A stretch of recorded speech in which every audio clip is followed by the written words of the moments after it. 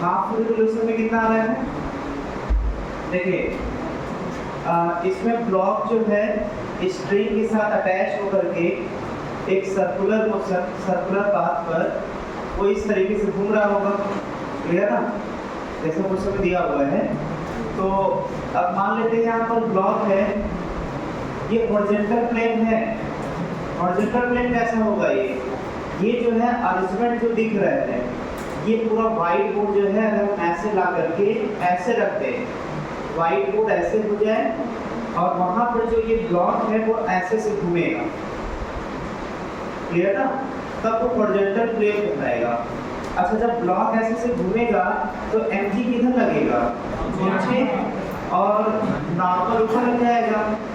तो एक तरह से अगर वर्क देखा जाए, जैसे mg नीचे लगेगा, नॉर्मल ऊपर लगेगा, इसका जो डिस्प्लेसमेंट होगा, अगर वेलोसिटी इधर की तरफ है तो इसका स्मॉल डिस्प्लेसमेंट किधर होगा? बोलेंगे टेंजेंट के लंब होगा। तो इसका स्मॉल डिस्प्लेसमेंट टेंजेंट के लंब होगा और उसका नॉर्मल लग रहा है इधर प्लेन के परपेंडिकुलर। तो डिस्प्लेसमेंट और नॉर्मल के बीच एंगल कितना बनेगा? कितना बनेगा? 90 डिग्री। तो work done by normal force क्या होगा? 0 हो जाएगा। mg किधर लगेगा? तो क्योंकि ये प्लेन ऐसा नहीं है, ये प्लेन रियल में ऐसा है, इस तरीके का प्लेन है और इसमें घूम रहा है, तो mg नीचे लगेगा। और बोर्ड पे बात किया जाए तो mg अंदर की तरफ लगेगा। क्लियर? तो mg अंदर लगेगा और dr हो रहा है इधर की तरफ छोटा सा डिस्प्लेसमेंट। तो mg और dr के बीच यहाँ पर भी कितना एंगल बनेगा? 90 डिग्री। तो वर्क डन बाय mg भी अगर पूछा जाता तो क्या बोलते हैं आंसर? 0। तो नॉर्मल के द्वारा वर्क डन और mg के द्वारा वर्क डन 0 होगा। रीजन क्या बताया जाएगा? रीजन है एंगल 90 डिग्री होगा dr एंड नॉर्मल या mg के बीच का। क्लियर? ये रीजन होगा। फिलहाल क्वेश्चन में ना नॉर्मल के द्वारा मॉडल पूछ रहा है ना mg के द्वारा पूछ रहा है। यहाँ पर किसके द्वारा पूछ रहा है? गॉर्डन बाई स्ट्रिंग पूछ रहा है। तो बताइए, अगर ये ब्लॉक ऐसे ऐसे सर्कुलर मोशन कर रहा है, ये स्ट्रिंग अटैच होगा, तो स्ट्रिंग जो है ब्लॉक पर टेंशन ऐसे लगाएगा जो कि सेंटर से होकर के जाएगा। अगर ये घूमते हुए यहाँ पर आता है ब्लॉक, तो टेंशन इधर लगेगा सेंटर की तरफ। चाहे कहीं भी घूमे, टेंजेंट के लॉन्ग वेलोसिटी होगा और टेंशन होगा सेंटर की तरफ। क्लियर? और यहाँ पर जो है इनके बीच का एंगल टेंशन और वेलोसिटी, क्योंकि जिधर वेलोसिटी होता है उधर ही स्मॉल डिस्प्लेसमेंट होगा। जिधर वेलोसिटी होगा उधर स्मॉल डिस्प्लेसमेंट होगा, मतलब उधर की तरफ जाएगा। तो टेंशन और dr के बीच एंगल कितना हो जाएगा? 90 डिग्री। जब 90 डिग्री होगा तो यहाँ पर भी 90 डिग्री होने की वजह से वर्क डन बाय टेंशन क्या हो जाएगा? 0। हर जगह जो टेंशन और स्मॉल डिस्प्लेसमेंट है उनके बीच का एंगल 90 होने की वजह से हर जगह यहाँ पर बर्डन में टेंशन होगा 0। तो क्या हाफ रिवोल्यूशन और in one revolution, half revolution का मतलब ये हुआ कि आधा चक्कर लगाएगा।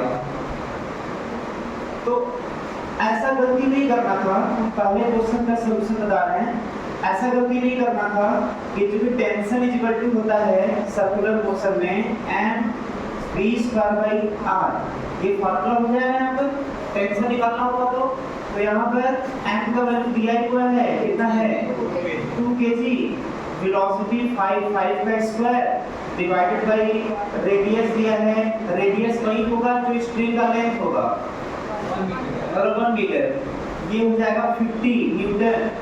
अब गलती ये नहीं करना था कि सर पूछे हैं इन हाफ रिवोल्यूशन, तो आधे चक्कर में कितना डिस्प्लेसमेंट कवर किया? तो आधे चक्कर में डिस्प्लेसमेंट कवर किया F × d वाले फार्मूले से। फोर्स तो आ गया 50 न्यूटन, और डिस्प्लेसमेंट हो गया डायमीटर के बराबर, मतलब 1 मीटर 1 मीटर, मतलब 2 मीटर और 100 जूल। कितने बच्चों का ये है ना 100 जूल? हाँ, तो ऐसा नहीं करना था। अब यहाँ पर क्वेश्चन ये उठता है कि सर ये गलत क्यों हुआ, ये फार्मूला गलत क्यों हुआ? F into D जो है फार्मूला फोर्स इनटू डिस्प्लेसमेंट, ये तो वर्डन का फार्मूला होता ही है। और यहाँ पर जो फोर्स लग रहा है सर वो 50 न्यूटन लग रहा है, और वो भी तो नहीं बदल रहा है क्योंकि ना मास बदल रहा है ना वेलोसिटी बदल रहा है, मतलब स्पीड भी नहीं बदल रहा है, लेकिन स्पीड 5 मीटर पर सेकंड पर दिया हुआ है।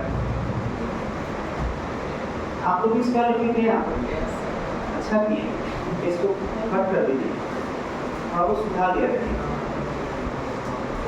तो यहाँ पर जो है वेलोसिटी के स्क्वायर बाई 1, तो कुछ बदलने वाला तो है नहीं, तो जब फोर्स कांस्टेंट हो गया तो ये फार्मूला लगाने में दिक्कत क्या था? चलिए बताइए कितने फ्रेंड्स सोच पा रहे हैं कि ये फार्मूला गलत है इसके लिए?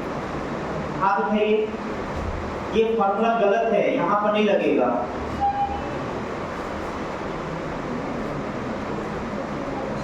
क्या दिक्कत है भाई, आ जाना चाहिए। चलिए बताइए।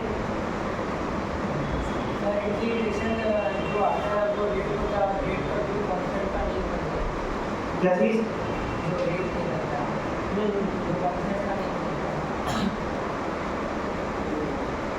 क्या रीजन इसका है? इसका रीजन क्या होगा?